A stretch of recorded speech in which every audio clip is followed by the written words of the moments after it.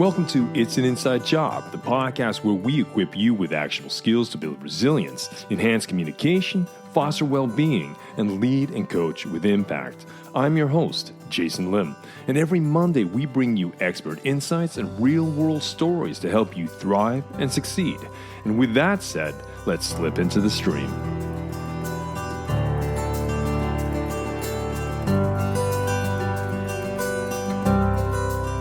Hey folks, welcome back to the show. I'm glad you could join me for another Monday episode. Well, we are several weeks into 2025. It's hard to believe that we're a quarter of a century into this new millennium. And if you've been following the news the last few weeks, you've seen that the world is, well, it's a different place slightly than it was in 2024. And it looks like the change, the uncertainty, the volatility, the risk is only going to accelerate. And so today's episode, I'd like to dedicate it to understanding the skills that we need to lead ourselves and others through these uncertain times. And so today I have joining me Cynthia Pong. Now, Cynthia is an award-winning executive coach, speaker, and thought leader dedicated to empowering women of color to break barriers and to step into leadership. She's the founder and CEO of Embrace Change, and that's based out in New York City. Cynthia and her team specialize in career advancement and leadership development. She's a Forbes contributor and a LinkedIn top voice. And along with those accolades, Cynthia's expertise has also been featured in HBR, that's Harvard Business Review, The Atlantic, and major media outlets like NPR and NBC. Now, in this episode, we're going to dive into leadership in uncertain times, exploring the skills behind that. It's how to sharpen self-awareness, how we can build adaptability, and what that actually means when it comes to building this internal resilience, this tenacity, this fortitude, this psychological strengths within ourselves. You're also going to learn if you manage or lead people or are part of a team or an organization, well, how to create this connective tissue resilience within the team, the people you work with, how to create psychological safety, and just importantly, how can we navigate uncertainty? How can we deal with the unknown? So with that said, let's slip into the stream and meet Cynthia Pong.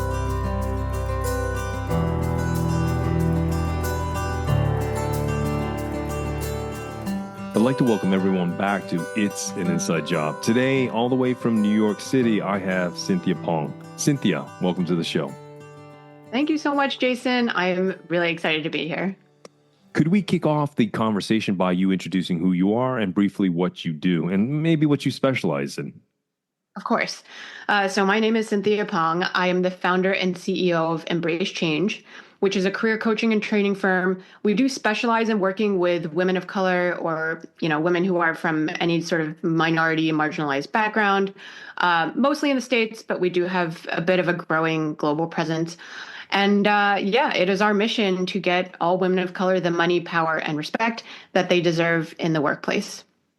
And I think in our interview or our pre-meeting per se, we talked about maybe exploring the necessary skills that leaders need, managers need, we all need, whether it's managing ourselves or managing others when it comes to 2025 and beyond.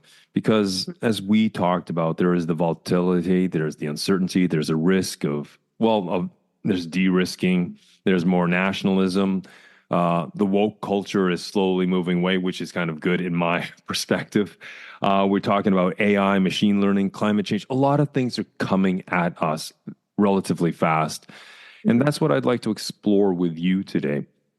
So perhaps we could talk about what do you see? Let's start quite general. What do you see as the general skills or the needed skills we need moving into 2025? Start where you may with that open question. Yes. So this, I think, has been growing for some time, Jason, so it may not really be a surprise to those listening and such, but the skills around adaptability, being able to be nimble, being able to pivot, not being thrown off by a lot of things coming at you, a lot of changes.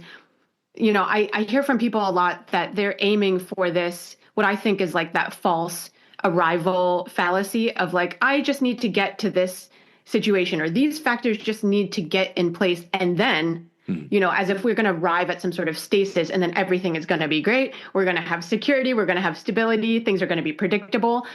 We have to understand that I don't think that that's what we're looking at in 2025 and beyond. There's a lot less of that sense of predictability. And so adaptability, particularly for leaders, Mm. and I do work with leaders from all kinds of backgrounds across industry and all of that. Adaptability is the number one skill set that we need. And that's going to help everyone de-risk their career and de-risk their leadership trajectory, because things that used to be guaranteed, they're really not anymore. Mm. So let's open that up. Adaptability is a very interesting word. It talks about evolution, development, growth, learning, bending over backwards per se. Mhm. Let's open it up. Let's get a little more nuts and bolts. How would you operationally define adaptability? I guess operationally, I would break it down to a couple of things. So your ability to first, and I Mm. love because it's an inside job, right? So to me, it all starts with the mindset and the mental first, Exactly. right? So Yeah. let's say you're executing on a plan, there's some sort of initiative or project that you're moving forward. You get from A to B, and then all of a sudden there's a big wrench between B and C, whatever that is. So the first Mm. step is you got to win. I talk about this a lot too, Jason, in career and leadership. It's part mind game, part numbers game. So this is where the mind game comes in. We got to make sure we win that mind game at that first juncture where there's something that we didn't expect. I don't know, the budget cut pulled, or such and such is going to cost 10 times more now.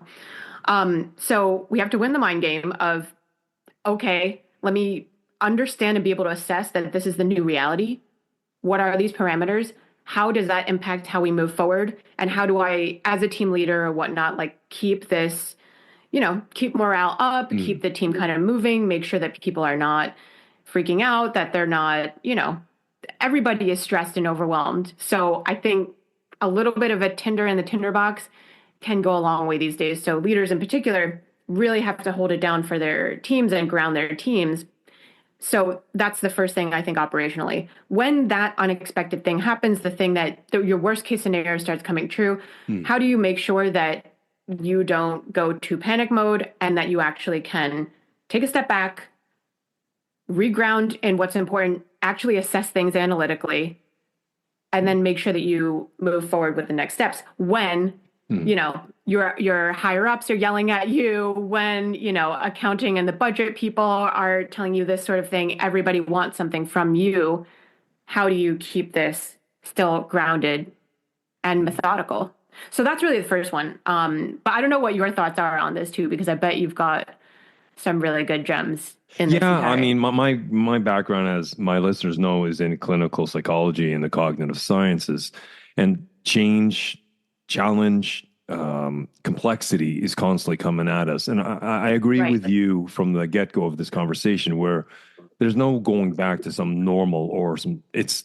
I think change and complexity is just part of the ecosystem, and that adaptability is a good word for me.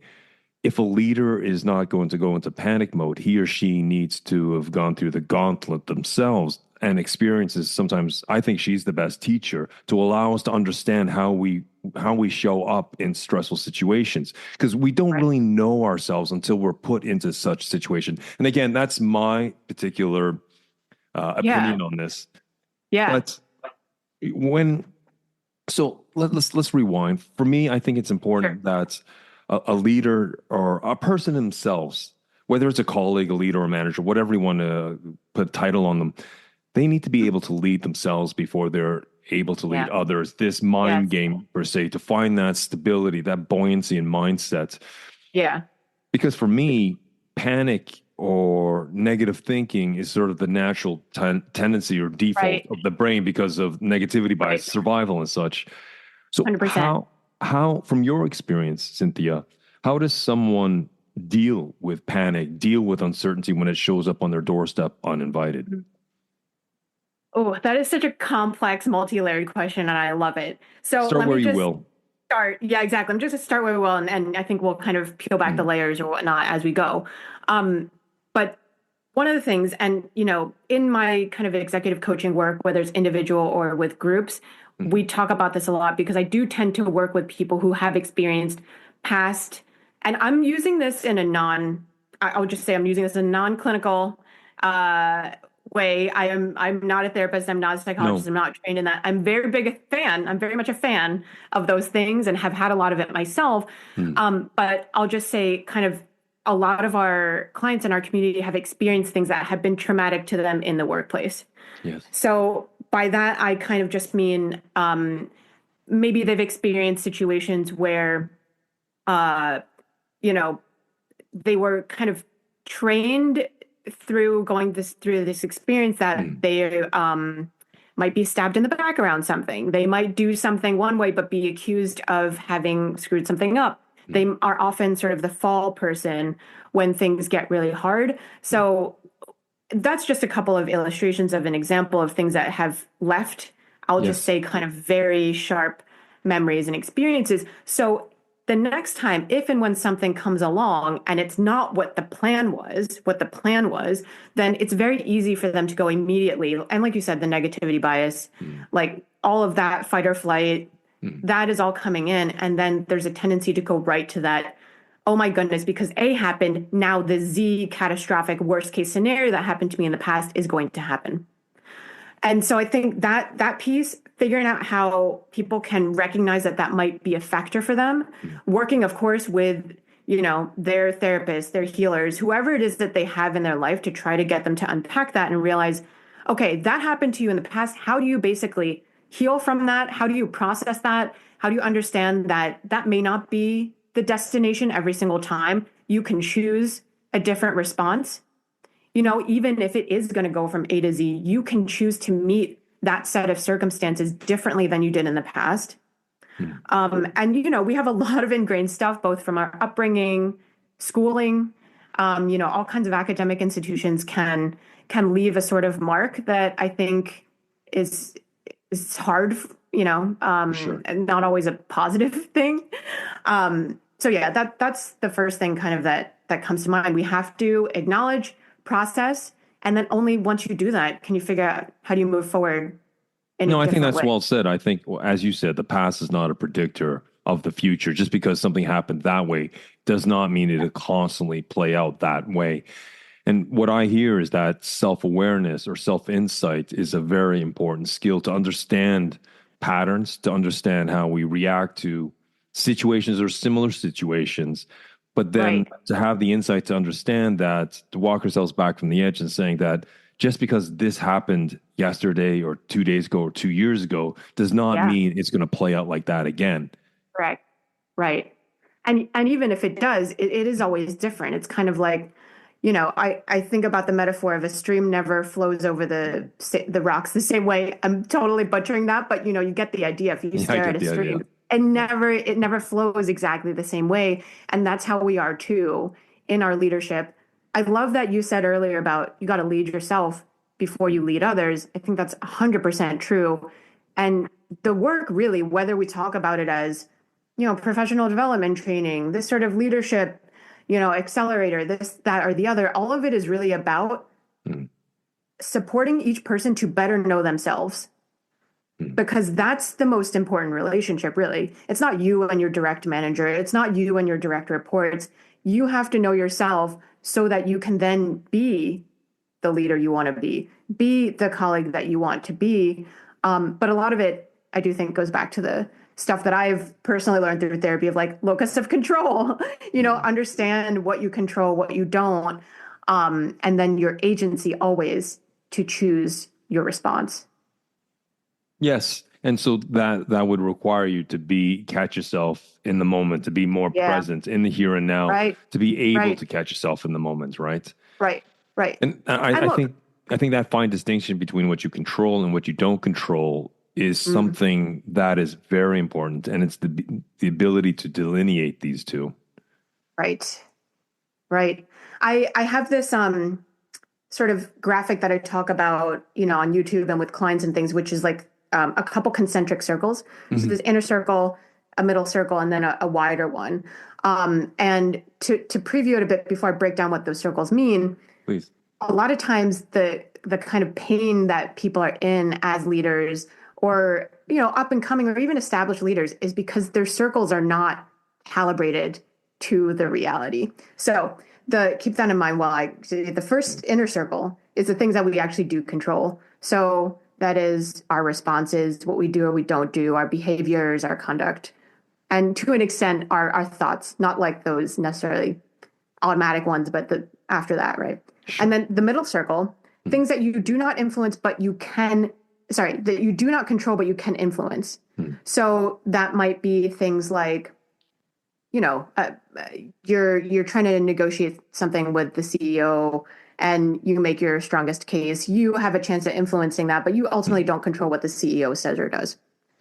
So that's that middle circle. And then beyond that is really the things, the global things, the systemic things, all of that we as individuals do not have any control over.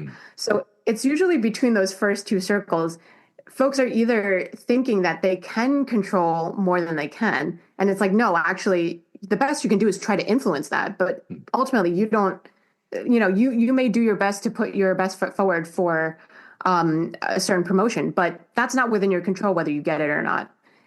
Same with interviewing, all that sort of thing. Or they think that they control less than what they actually do. And that sense of disempowerment also causes a sort of kind of pain in the disconnect. So that came to mind in case it's helpful for anyone of like, check in with yourself. Are you really discerning where that line actually is, or might your line be a little bit off from what is reality? So just to clarify, so there's three concentric circles. The inner circle is what I control. My thoughts, my feelings, my emotions per se, my attitude, what I say, what I don't say. Then the second circle or ring around that is what I influence. That's where maybe I can persuade or influence the situation, but I do not control it. I might be able to push it a little, but there might be some pushback. And then the third outer concentric circle is uncertainty. It's what we don't control. And those are the, as you said, the systemic or the more global issues, things that are far beyond what we can influence or control. Is that what 100%. I understand? Yes, exactly. Got it. And so by having self-awareness, by having insight about what we control and teasing apart what we actually do control, if we can focus on that, I guess that inner circle would increase, right? Would you say are more of our focus is there? Yes, in that sense, if we're talking about the increase being sort of like the amount of focus and attention and amount of emotional energy, let's say, that we're investing there, that's what I'm sense of agency or autonomy, maybe. Exactly. Yes. And also I think what flows from that is a sense of fulfillment, because you understand, I can try my best at this thing, but the ultimate result of that has actually nothing to do with me in the sense that someone else is a decision maker, some other entity is a decision maker. I don't need to internalize what happened there, but I can look and focus on what I did and then like analyze that and figure out how to better lead yourself. So yeah, 100%. I think that's a great visual model to describe what you've talked about, the overarching skill of adaptability moving into 2025. And those three concentric circles, you might write it on a Post-it or an A4 piece of paper and just scratch down some of your thoughts. And through that clarity of seeing your abstract thoughts and emotions on paper of what you control or what you influence or what you don't control, that can give us a sense of agency and where we should focus our efforts and our energies. So I think that's a great 100%. Tip towards adaptability.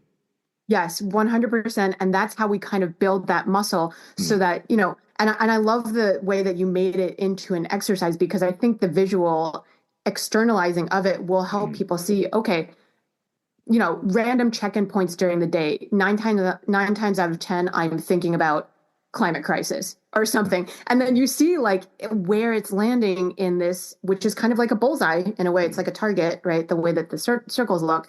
And then understand you can reroute your thoughts back to the things that you do control and focus on that, through which I do think most of us find more meaning versus feeling like things are out of control. Like they are out of control, but like that's the adaptableness that we have to accept that certain things are, but Well, it's part of the human understanding. condition, right? I mean, it Yeah, is just that's what we're wired, and there's a lot of things beyond I our know. control, and it's maybe trying to, hopefully, to some degree, find peace with that. Yeah. And isn't that the lifelong journey, really? Oh, it is Um, from cradle to grave. Yeah, you I know? totally agree. Yeah, yeah, I know. But if we come back to other skills, or maybe should we Yeah. open a little more up on adaptability? Are there other aspects, or is there another skill sets within adaptability or outside of adaptability you think are key for 2025 and moving forward?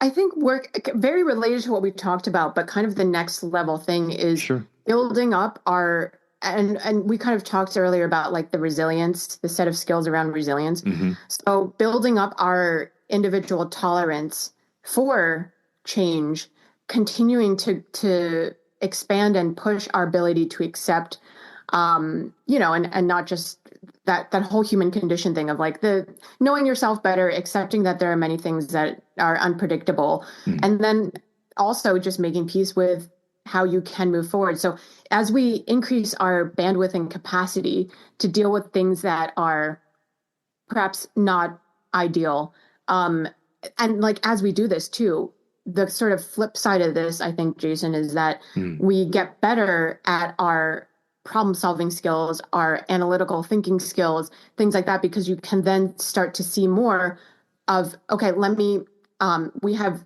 XYZ plan, but let me figure out these three contingencies now that I know that there may be more things that I've got to adapt to. In case this is helpful, in my mind right now is this image. I don't know Hmm. um, if the listeners or anybody will have gone through this, but it also works if anyone is like a surfer. I'm not a surfer, but I use this analogy a lot. But growing up in school, in physical education in gym, when we had to like do these tests on things like that, one of the agility tests Hmm. was you had to stand on a wooden board that was like on a cylinder, a wooden cylinder, Okay. and then the Oh, board is balance. not, Yeah. yeah, the balance board, right? So you Hmm. have to stand on it and then like maintain your balance and they time you and they see how long can you do that, right? I think about that a lot nowadays because that's kind of what we're going through all the time in the workplace and in life.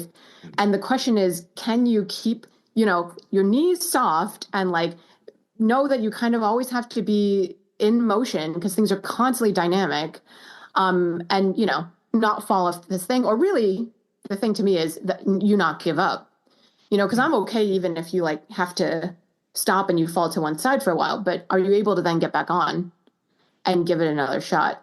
That's the metaphor that I think about a lot when I see Yeah. people going through a lot of tumultuous situations, reorganization, they just went through a riff, things like that. How are you going to move through this, and still stay on that balance board or get back on?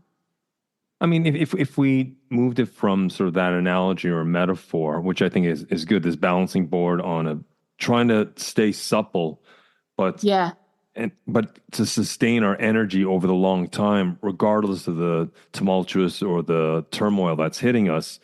I mean, if Hmm. we got more specific, I mean, Hmm. what do you do, or how do you help your clients Yeah. find that? I don't know if balance is the right word, or that Yeah. whatever word, that Yeah. harmony, that balance. What are some Hmm. specific skills that Hmm. my our listeners could benefit from? Hmm.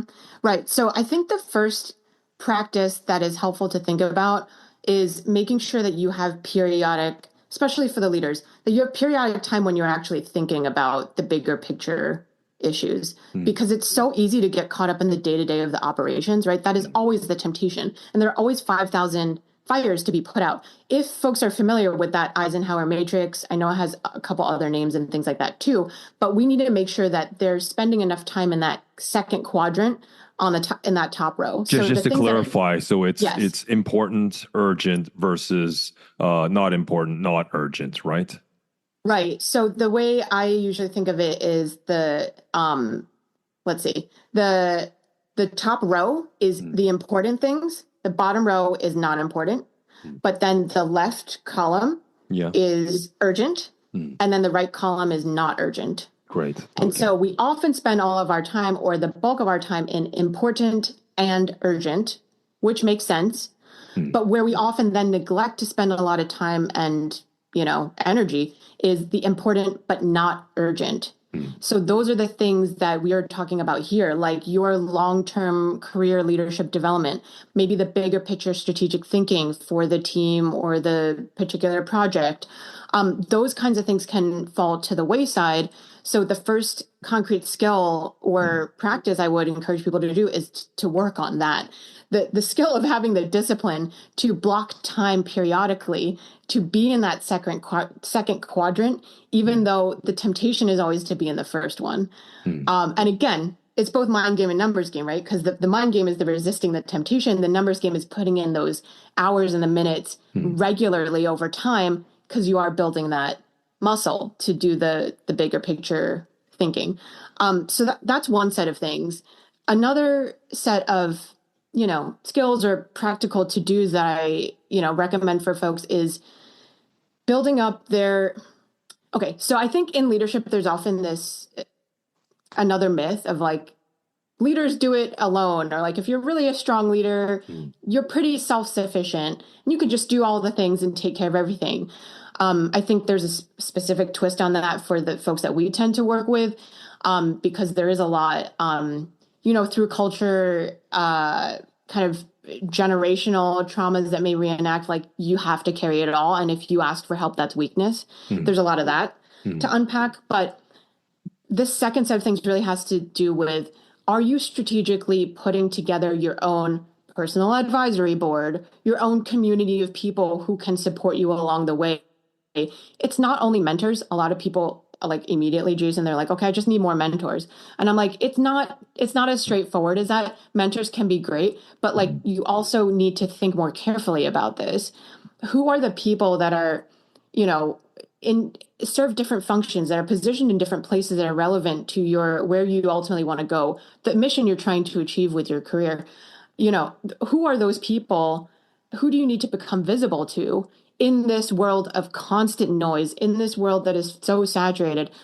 And then how can you become visible to them and build those Mm. relationships so you have that community support piece? I think along the way in our modern workplace, Yeah. we've sort of lost a lot of that sense of collectivity, especially with how fractured the workplace is too.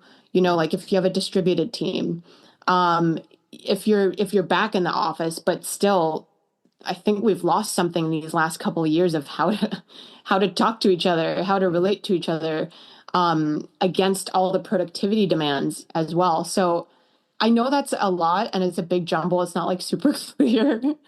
But I would say those two things are major skill sets. We got to build that strategic protected time to think about these things, and then also the skill, I would say, of building that network that you need.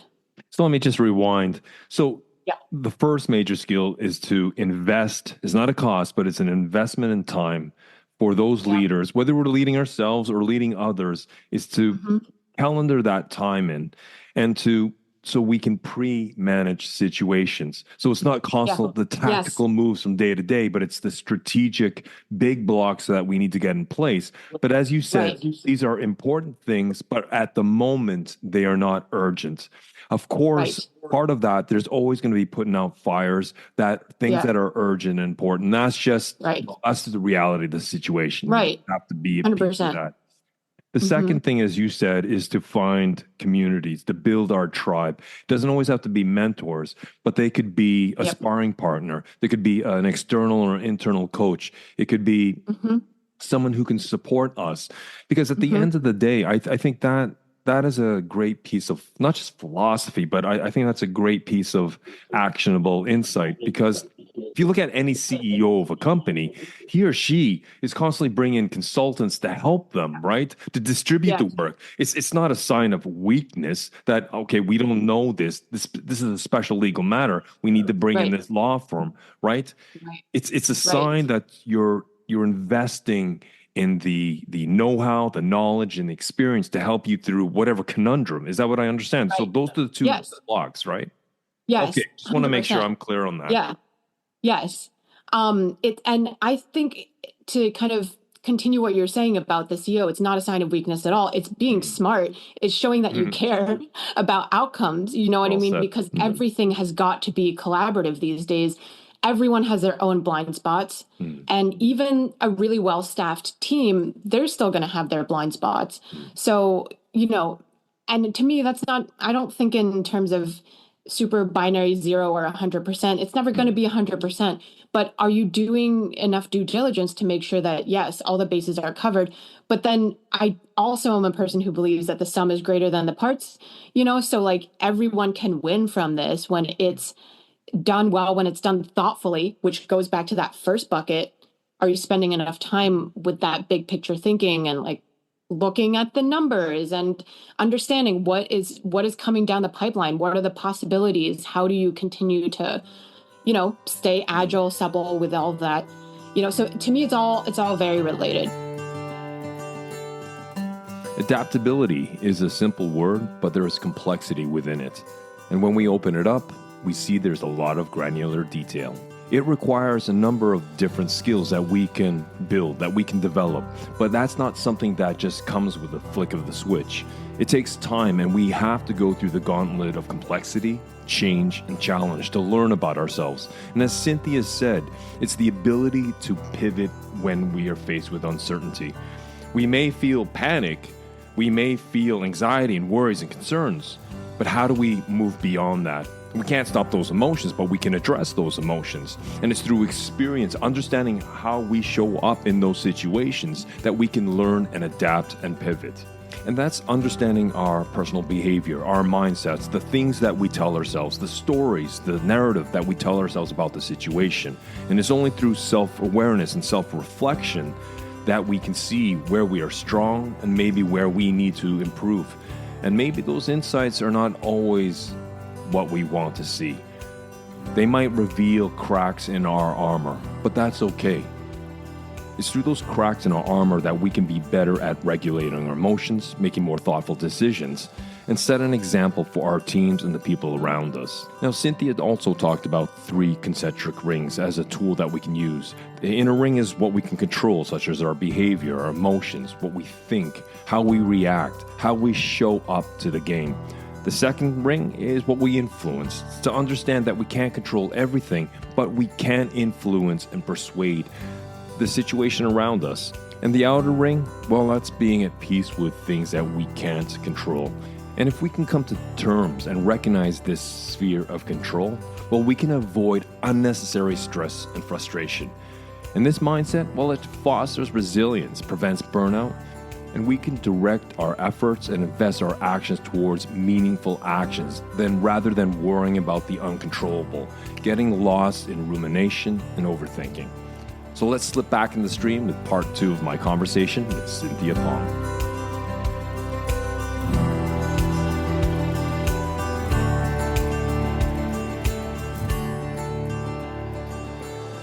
So far in our conversation, we've talked about self-leadership, managing self, and you've given us a lot of practical tools that we can use in times of volatility, in risk, and in uncertainty. So if we shift the conversation, if you don't mind, if I segue over to how do leaders or managers or project heads help their teams when facing the same volatility? So now they've worked with themselves, they've found some level of buoyancy, some level of stability, but their team is fractured. It's there's dissension in the ranks due to uncertainty, due to whatever cutbacks or what have you is coming at them. Right. What are some of the primary skills that you feel leaders need to create that cohesion in chaos as we move into 2025 or further into 2025? Right. Right. So I have so many thoughts about this, but I guess, again, we'll start where we are and then get into it. So one thing that I think we mentioned earlier was on my mind when I was thinking of this conversation is the importance of leaders to be able to provide psychological safety for their teams is like higher than ever, like more stakes involved in this than ever, I think. And a couple of years ago, Google did this study in their Aristotle project. I don't know if you ever came across it, but it looked at teams and how they functioned or whatnot over some period of time. Okay. I encourage folks to look into it. But one of the top indicators of the team's ability to function well and high functioning team sort of thing was psychological safety. And I think at the time, like, it was probably bigger news. People are maybe more acclimated to that term now. But what I mean by it, the way I think about psychological safety, is a leader or a team lead, project head's ability to provide a space for their team to feel like they can admit that they've made a mistake, to feel that they can take a risk and try something even if they don't know if it's going to work out. Their ability to open up and be a little bit vulnerable about certain things. That's kind of how I think about psychological safety in the workplace. And I think that is a really, really key, if not the keystone piece, in people's ability to lead teams through this now pretty tumultuous time in 25 and beyond. How do you do that? I mean, I think it's a couple of things.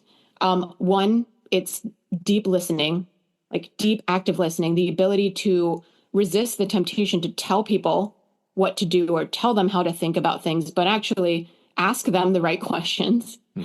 And, that's something I think we get better at over time, but certainly the irony is not lost on me. Like, your ability to run this podcast, you know how to ask the right questions, right? So it's that skill set, right? No, I'm still learning. Sure. I'm still learning. I mean, as are we all, but that's a way to hone it, right? So asking the right questions, leaving space, but actually, this is going to sound a little bit like woo-woo or whatnot, but actually there's a way that we can, I think, control and adjust our energy to make it to implicitly and not through words send the message that, you can tell me how you really feel about a certain situation, even if it's admitting, you did something wrong. Like, you can tell me that. I'm not going to then try to make you feel bad about it, try to bring in like your shame response and like all that sort of thing. I'm not going to do that. Let's talk about it. And then perhaps we can problem solve our way together through this, that sort of idea. So the listening, asking the right questions, all of that bleeds into all of that kind of comprises the creating psychological safety for somebody. And then I think another piece of this is the empathy.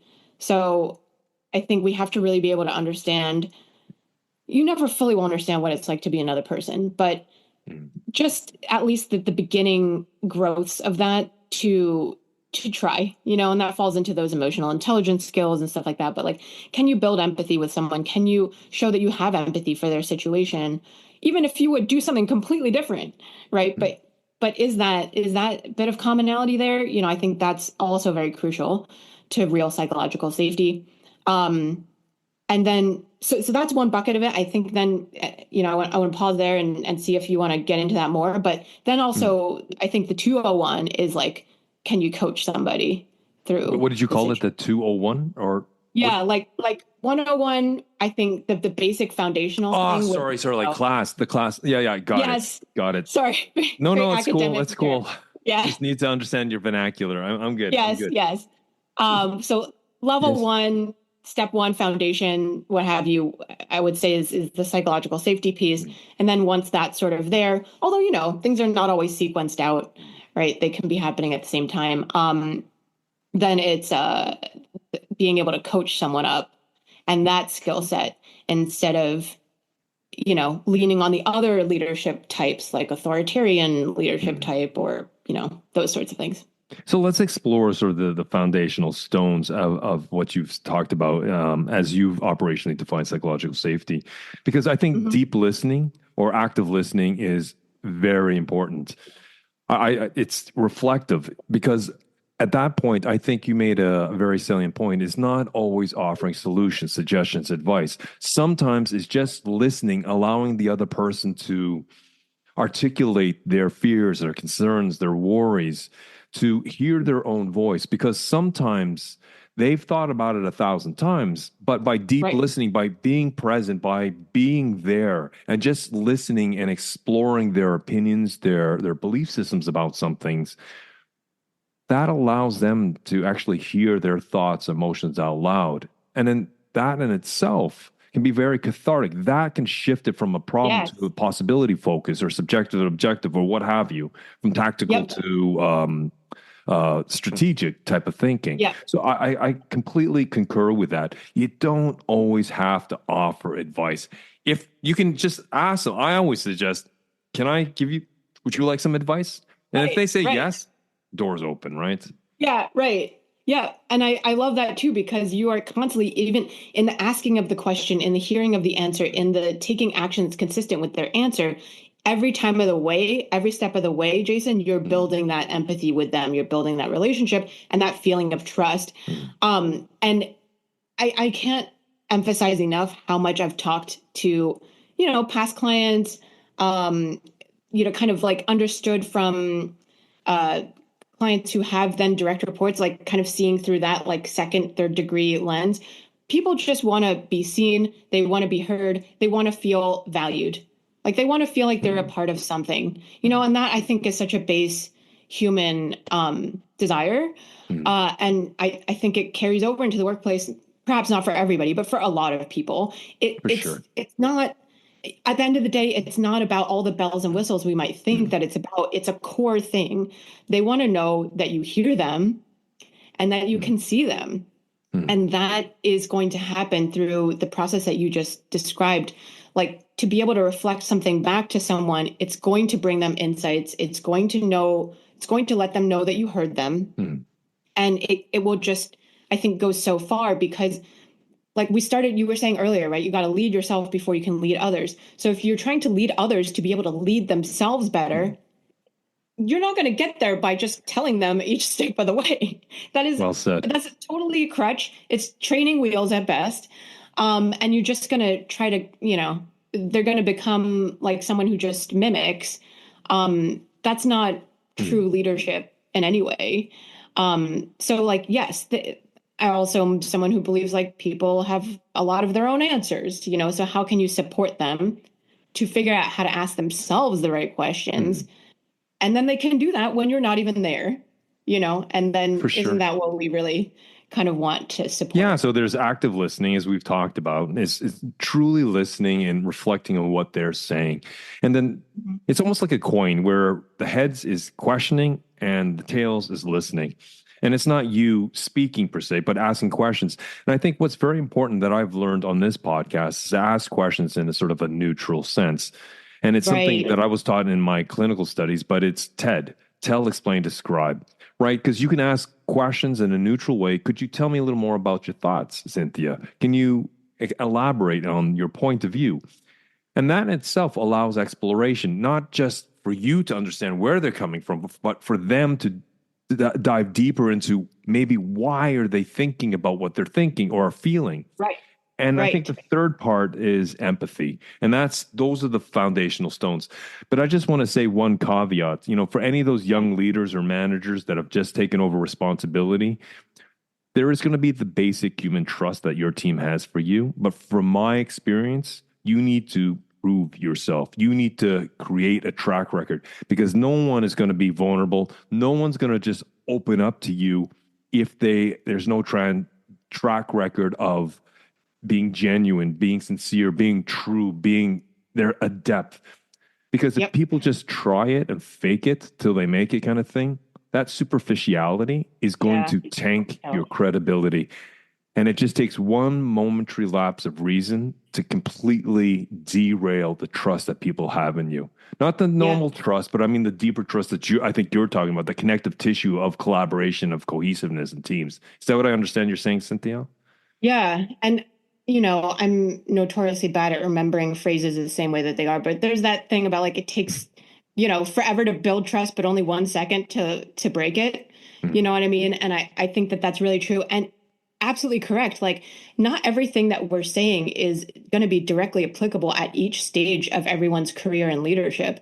Like, there is also some discernment that has to happen with like, okay, this is for me. That might be for future me, file it away, play around with it, maybe practice it up or something. But you're right. It's none of this is guaranteed. It's not automatic. Even experienced leaders, if they're coming in from outside, they're not going to have that trust and track record either. People may be even more suspicious of them, or an infamous situation that we've had a lot of clients go through where they're the leader and their direct reports are kind of more senior than them in terms of tenure, or things like that. So, I've had a past client who rose up very quickly, became president, and the VPs reporting to her are, 10, 15 years older than her. They've been in the game for longer, but it's like, how do you, Yeah, it's that's tricky. a tough nut to crack.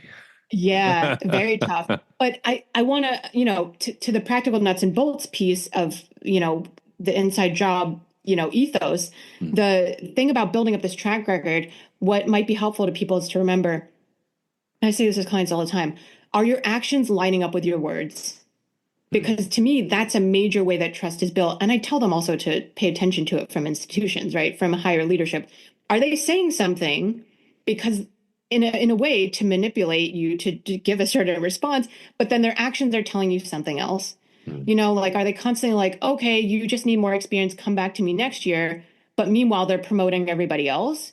And it's you all, like you got to look at what are people actually doing, and be really discerning, we've already said, but kind of put on your investigative hat about that. And then as the leader, yeah, integrity to yourself and your own leadership and your leadership of your team. Are your actions lining up with the words that you said to them? And, if they're not, okay, again, we don't have to put a judgment on it. It can be very neutral. But what is that about?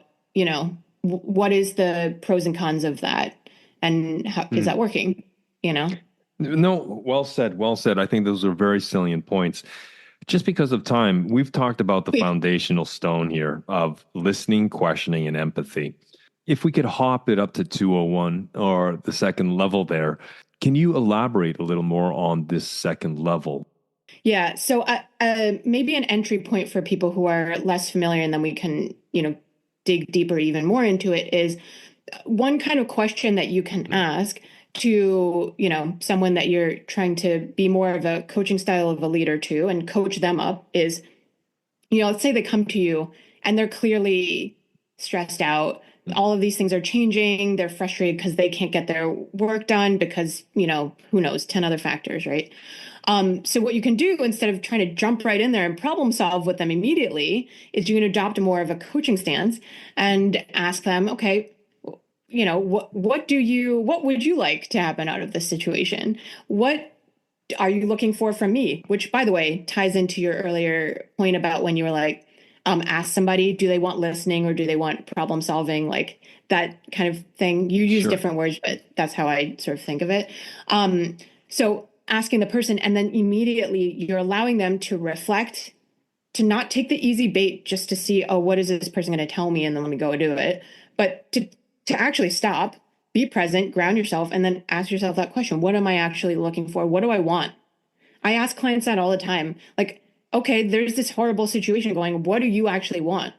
And then that goes back into the circles. Anyway, that's an entry point for anyone. If you kind of want to try and experiment a little more with a bit of more of a coaching approach to your leadership, the first thing after somebody has like done perhaps the TED, acronym and then told and explained and described, like, all right, well, what do you want? What is your goal? What do you think? Just very innocuous, basic questions like that can allow them to unlock deeper insights for themselves. They are strengthening their own lead themselves, muscle, skill set, and then really just go from there. So let me stop there and see what thoughts you have, because I feel like you might have some thoughts. I think I think what you said there was quite astute, because asking questions allows it fires the ball back into their court, and they have to deal with hitting the ball back over. And I think it serves two purposes. I think it creates a sense of ownership, because they say, well, I can do this by then, right? Okay, Yeah. that's great. But it also creates a sense of wisdom. They make the connections between A and B. It's not just you tell them. I mean, I have three kids, teenage kids, and I can tell them something, but it, as the old saying, as my dad used to say with me, goes in one ear and out the other. But if I get my daughters and my son to make the connection themselves, There's this Yeah. aha moments. So I think Right. what you said is really good. Coaching in the sense of asking questions. And they can be leading questions in this case because the leader can use his or her experience and deep knowledge to Yeah. guide the way, to create stepping stones. Right. But those stepping stones for me, as you've articulated, are questions. Right.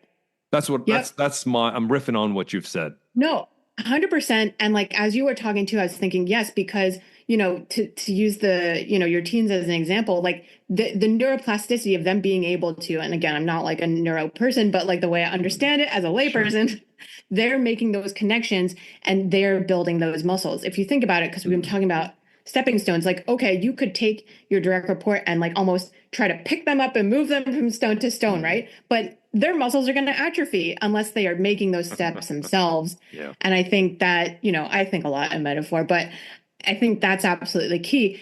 And I'll throw another one on here, right? We've talked about the questions. Also, silence. Mm. Silence is a very underrated tool, can be used in coaching, also in negotiation, but that's a whole kind of other topic. But if you sit there and you're kind of like, I know it's awkward, but if someone's sharing and, you keep quiet for a beat, a lot of times they're going to keep talking. And that goes back to your earlier point of like, even that process is cathartic for them and the importance of allowing someone to be seen and heard. So, if we're talking about flipping sides of coins and stuff, that can also be another way that another coaching tool in your toolbox is the power of silence. The power of silence is because I mean that's in a clinical setting in my clinical training. Right. Silence is something we worked with because when you asked in that setting, that was a patient. Right. What seems like 2 seconds for them will feel like 2 minutes for you of like silence, right? And you're thinking like I'm a radio DJ. There can't be any dead space, right? So you gotta keep chatting. But no, it's like shut up, let the person think and process, and allow them to speak, right? So I think again, it's a very salient point. Silence is a powerful tool, but like having constructive conflict or difficult conversations, it's something Yeah. you have to acclimatize to, I think, because silence can be a very awkward for many of us. Is like, okay, I got to fill the dead space here. Yeah. And that's why I recommend to people, usually, again, it's in the context of negotiation when we're even more like amped up and we're a little anxious about it. So I urge people, I mean, number one, if you're preparing for any sort of negotiation or hard conversation, start prepping earlier than you think because you're going to want more time to sit with this. But one thing I challenge clients to do is practice it in your everyday, as awkward as it feels. Let's say you're on the phone with a friend, you're talking to, your partner or somebody at home, do it. It's going to be unnerving at first, Mm. but like literally try to just, they say something and then you just stay silent for like a Yeah. minute. I mean, that's so long, Or but just answer the phone, don't say hello, and just create that dead space. Hello? Hello? Is anyone there? Yeah, I'm just kidding. But yes, I agree with you, Cynthia. I think that's a very an astute point. So we've talked about at the second level, it's coaching questions. And from an experienced leader, he or she can ask leading questions to try to create stepping stones. But it's also use silence because when you ask a very good question, it may take a person time to process an answer, to think about it and process their own thoughts and emotions. And silence can give them that space in which to formulate and then to articulate their answer yep. to you or an answer to themselves. Are there Yep. other skills at this level we could just touch on? Yeah. I'll give you one more, but before we leave that one, a caveat like you did earlier too, Please. because people can detect this. It's like the phoniness you said from earlier, the fake it till you Mm. make it. The silence, it's got to be like present silence. You know what I mean? It can't be silence where you're then like on the computer on the side, Yeah. or Yeah. like scrolling your phone or something. People will know that. And I'm not suggesting that anyone would actually do that, but I did just feel like, let's clarify.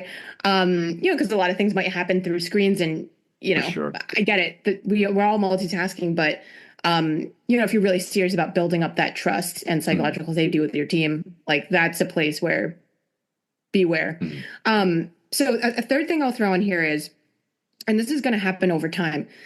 So it's very much to your point earlier about if you're a newer leader or if you're maybe newer to the context, you got to give yourself time. I can't No, I don't think it was my former therapist who said this to me, but she said many, many smart things to me. But this one, I think I learned somewhere else when I was in a training camp for in my first career as a public defender. But they told us, because we were very newbie at that time, they told us you can't fast forward experience.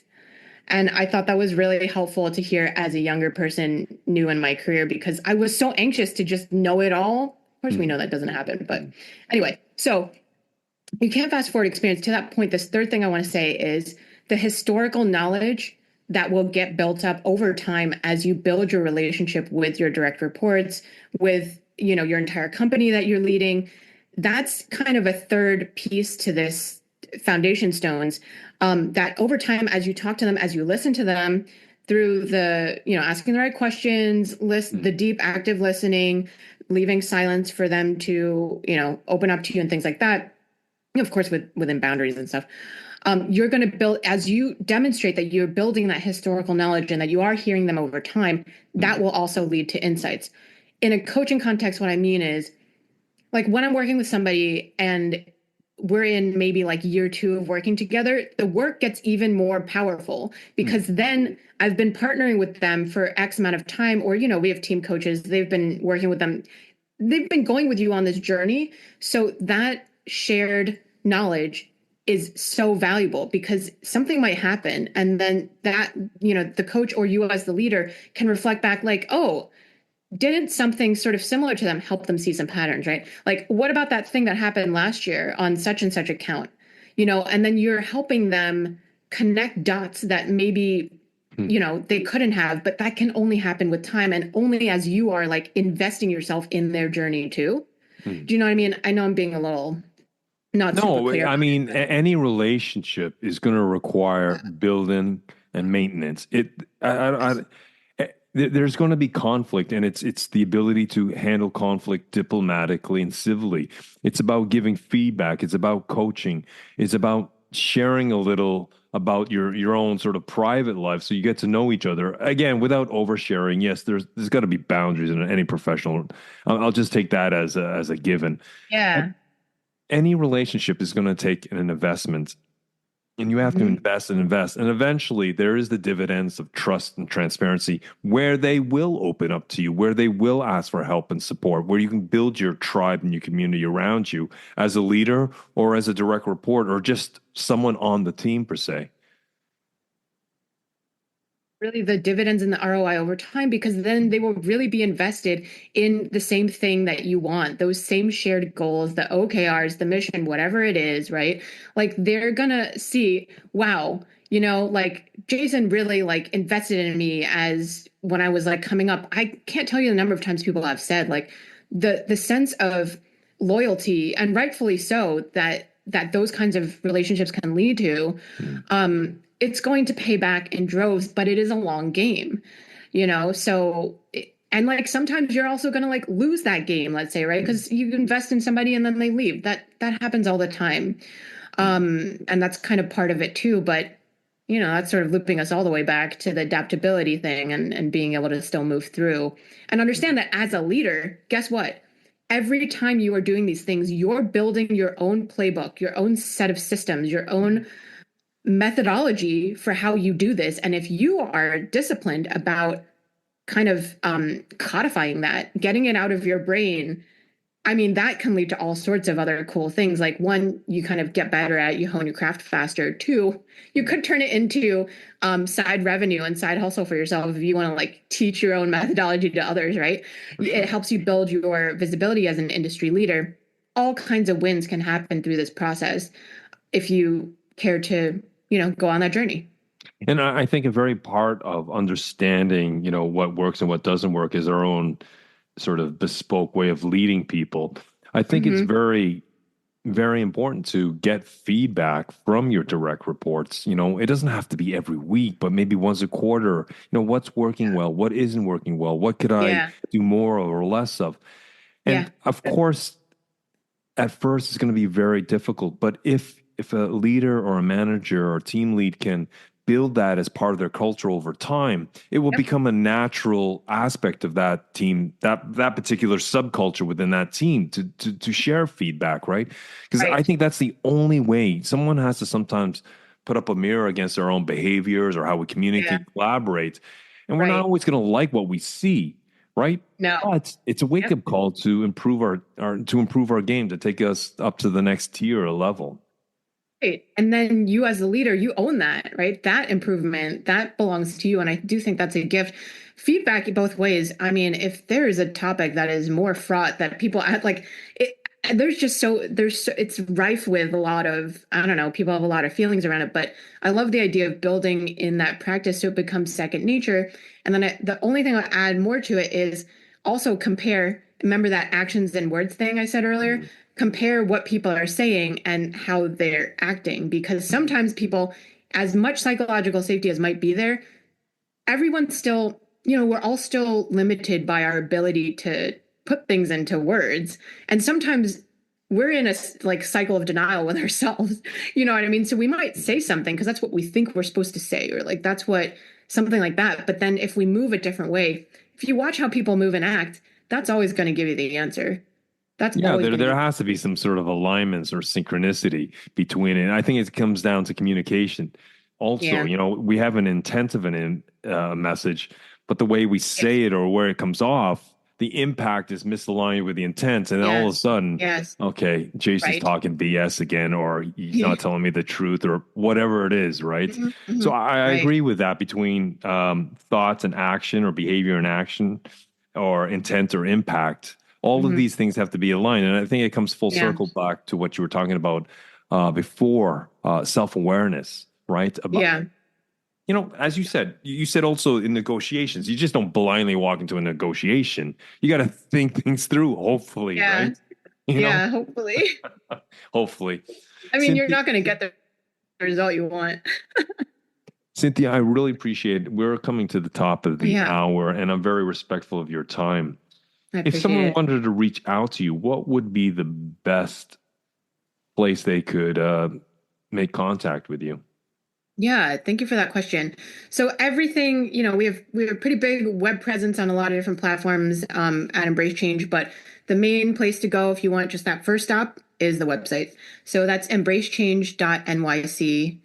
You can find all of the other socials and things linked on there. The only thing that might be of additional interest to your listenership in Mm. particular is they might also find a lot of value from my Forbes contributor column. So they can find that on Forbes if they just Google or search for Forbes and Cynthia Pong. They'll find all my articles in the past on all kinds of aspects of leadership and leadership strategy. So I'll be sure to include all those links in the show notes.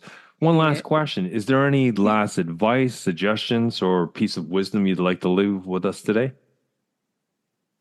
So I think one that might sort of tie things up from the beginning to the end, because I know Please. we shared so much and so many things. And I'm always trying to be cognizant that we not sort of overwhelm folks or whatnot. But Mm. I think trusting in your journey and your process and where you are on that is important too. We talked a lot about trust between interpersonal, but trust in yourself Mm. as you continue to better know yourself, grow your self-awareness. That's the root of everything that's going to come out. So build up that trust in yourself, and then ask yourself some of these hard questions in a compassionate way, and then it will lead you to the next step, which is all any of us ever need.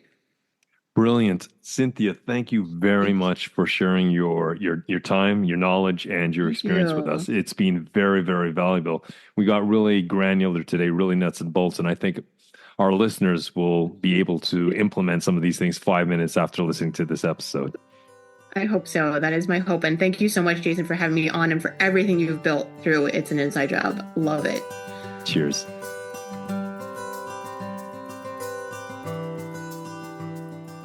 Well, folks, that was the knowledgeable and passionate Cynthia Pong. Now, in this episode, we talked about a lot of skills, so I'll let you rewind and replay at your heart's content. But the three fundamental skills that I found very intriguing and interesting, which also resonates with me from my own practice as a sparring partner, it was truly deep and reflective listening. And that means being present, putting electronics aside. Maybe you're taking notes with pen and paper, but you're truly sitting there listening to their opinions, their attitudes, their beliefs, Their narrative, they're telling themselves about what's going on, the situation, the uncertainty. Because what that does, it allows that for that deeper connection in the relationship, that connective tissue. By doing that, we invest in the person. They feel listened to. They feel that their emotions are okay to have, that they feel connected. They feel valued and secure. And a second skill is the ability to ask questions. And asking questions is to ask questions in a way to explore their thinking, for them to articulate their own thoughts and emotions. And that might be asking questions in a neutral way. And the third part, well, that's empathy. It's being present. And through the questions and through the listening, well, empathy comes across. And everything we're talking about has to come from a place of sincerity. It has to be genuine. Because people can cut through the crap. They can see when we are being superficial. And it only takes a momentary lapse of reason to completely tank trust and the sense of connection. Cynthia is a well of knowledge and experience, and I would highly encourage you to check out her links, her website. I'll leave all those in the show notes. Cynthia, personal thank you from me to you for spending some time with me today. It was an intriguing and insightful conversation, and your passion, your vibrancy comes across readily that you are really invested in helping people with these skills as we move into 2025. Well, folks, if you found this episode of interest and you think someone might benefit from it, please share it with them. It helps me spread the word of it's an inside job. And thank you for showing up. I really appreciate it. I will see you Friday for Bite Size Fridays, where we will continue exploring the contrarian mindset. And until then, keep well, keep strong, and we'll speak soon.